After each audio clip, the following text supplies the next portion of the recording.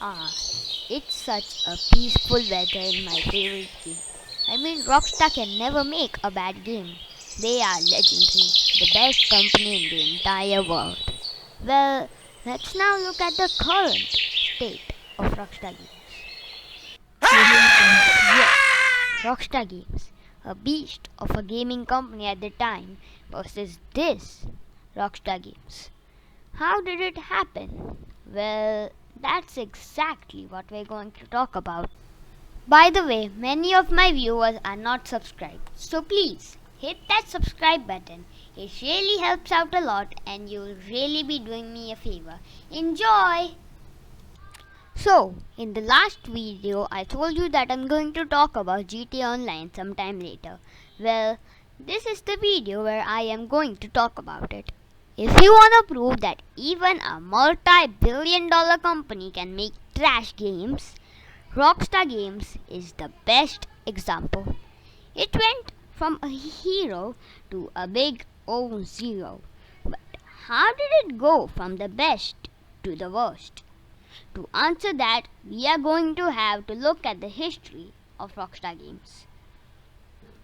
It all started in 1998 when a subsidiary of Take-Two Interactive, using the assets Take-Two had previously acquired from BMG Interactive, decided to make a game.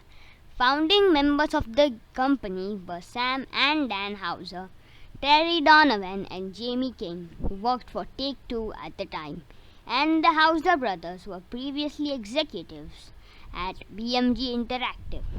Sam Houser heads the studio as president.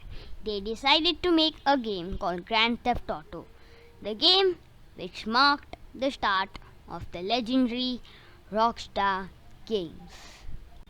GTA 5 was released in 2013 and it was an improvement from GTA 4 in many ways, since next-gen consoles and PCs were made which could easily run the game. The compatibility for 60 FPS was introduced. But then in 1st October 2014 came GTA Online. It was not a completely new feature. It was added in GTA 4 but eventually failed.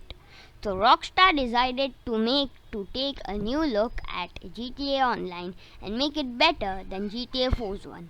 Well, how did that go?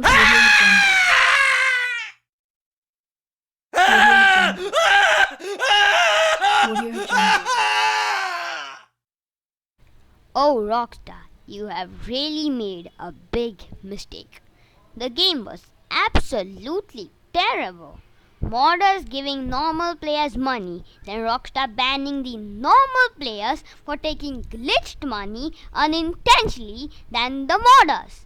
That incident caused thousands of bans and it will forever be remembered in the history of Rockstar Games. But then something happened that changed the tides of GTA Online. The new Heists DLC. It had a variety of new heists which you could do with your friends and have fun. It really was a lifesaver for GTA Online.